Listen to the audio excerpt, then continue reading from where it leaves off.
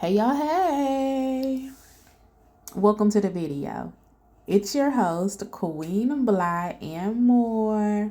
And we gonna talk about it. Honey. Well, this person is gonna talk about it. Child, what do you guys think about a trans woman, meaning was born a man, transitioning into a woman, staying in your child's college dorm? Right? So you got a daughter in college. She finds out that her roommate was born a man and is turning into a woman. What do you feel about that? Like, let me know in the comment section below what you feel, how you feel. Do you want to let me know how you feel? If you say, I prefer to just keep my opinion to myself, I do not blame you at all because, that's the issue going on right now on the TikTok and the social media streets, y'all. The people are fighting. This girl found out that her roommate was really born a man and is turning into a woman. Still has a Peter Piper picked up Peppa staying in the college dorm with her. Ooh, what y'all think? I'm gonna be quiet so we can listen, cause what? Hey y'all, so I am going to share my experience being a trans college student with girl roommates. So it's been a lot of ups and downs, so we're just going to get into it. Okay, so basically, moving here, I wanted to have roommates because, I'm a college student. I just feel like I deserve that college experience of having roommates. However, I did not want to have male roommates. For one, I'm too far in my transition to be rooming with men. Also, I didn't want to spook my own tea on campus where I was transferring out the city where I'm from. And I've roomed with males before, and it just turned into everybody in there trying to fuck me. The last time I had male roommates, I did something with every single roommate that I had. And that wasn't the type of living environment that I wanted. So I moved into this student apartment, mind you. So I moved in with 3 other girls. However, we don't share the same bathroom. We don't share the same bedroom. We all have our own bedroom and bathroom. It's just the only thing that we share is the kitchen and the living room area. But no one ever goes in the living room area, and in the kitchen, people will just go cook their food and go back to the room. Everyone really just stays in their room. So, of course, I've never had a living situation like this before. So, for me, it was I felt like I wanted to tell them that I was trans just to kind of, get that out the way, even though what's between my parents really isn't anybody's business because of the fact that we're not sharing, any intimate spaces together.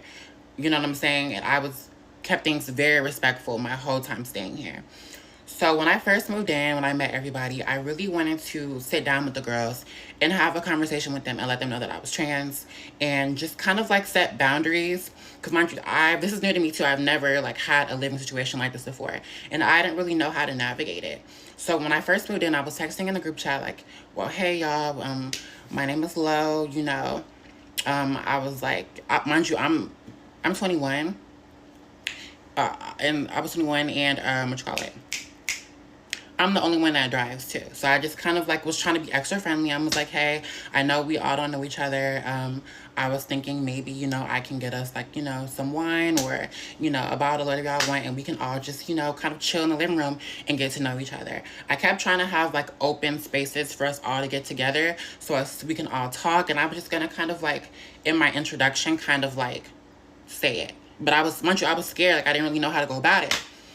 But the girls didn't really seem like they really wanted us all to kind of get to know each other. So, that invitation was just out in the open. So, I was very friendly with all the girls. I knew that they didn't know that I was trans, so I wanted to keep things very respectful. I respected everyone's, personal space. And I was actually just extra friendly because I was in the event that, they do find out that I'm trans, I don't want it to be a thing. You know what I mean? So, I would go to the store. Hey, I'm going to the grocery store. I know none of you guys drive. If any of y'all want to ride with me to get some groceries, you can do that. If I would go to American Deli, I would say, hey, I'm going to American Deli. If any of y'all want me to pick up some food too, just text me your order. I was just very nice and kind to everybody. So everything was cool, everything was fine, everything was dandy. The girls did not know that I was trans. However, it just wasn't a factor. No one really hung out anyways. It was more like a hi and bye, small talk here and there type of conversation with just running to each other when, like, one of us is leaving or exiting the apartment. So I was actually the only one that had reached out to all of my roommates individually. So I had made individual connections with all my roommates on, just like, just on a regular level. I know one of my roommates, she didn't drive. Sometimes I would pick her up from campus, because she needed rides to and from school sometimes. The other one, sometimes, like, she was out with her friends and she would be drunk at a party. I would come scoop her after the parties or whatever because I knew that she didn't drive. And the other one, she was kind of like antisocial, but I was always, talking and being friendly. So things took a turn so mind you, y'all, I'm a content creator. I do only cans. So things took a turn when my Twitter got leaked on campus. And I guess my roommates all saw my Twitter. So I was coming back home from the club one day and I needed a lighter. So I knocked my roommate's room and I asked her, I was like, hey, do you have a lighter? But when she opened the door for me, it was all three of my roommates in there. Mind you, they don't talk to each other. So it was already kind of weird that all of y'all are kind of having like a group meeting in a girl room. Like gave like a apartment, but I wasn't thinking. I was drunk. I was like, oh, I guess maybe it's late, because it was like I forgot what week it was. It was like everybody was outside this week, so I was like maybe they just got drunk and just all was bonding or whatever. But apparently they were having a group meeting about me.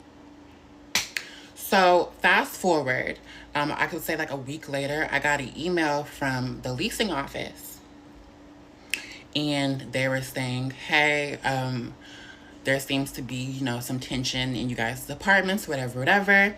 We're calling for a group meeting. So everyone come down for the group meeting in the leasing office, whatever, next week.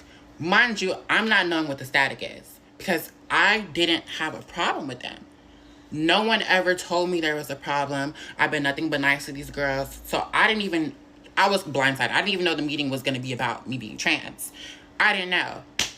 So basically, yeah, so it was like a Wednesday or Thursday. I went to the leasing office and basically that's when things turned out. I'm gonna do a part 2. Titties in a dick. Shut your ass up. Not gonna be transphobic like that. Anything else? You literally have a dick, but titties. Okay. Come on now. Okay. We know that. That's what you're looking at. Yeah, I know that. And it's actually disgusting as shit. So then basically the leasing officer, manager, tells me that there have been complaints about the type of men I've been having in the apartment as well as the amount of men I've been having in the motherfucking apartment. So when I heard that, bitch, I gooped. Because first of all, y'all haven't even seen none of the niggas that I've had over here. So where is this coming from? And then on top of that, I'm a content creator. By the time that we had that meeting, yes, I had recorded some content in my room, but I had only had 3 visitors. And they were all college students because I was doing content, people that I went to school with.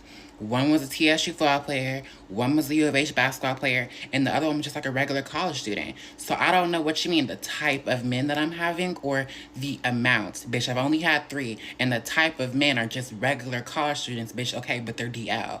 So are you uncomfortable with having DL niggas come to the apartment? I don't know what that was given.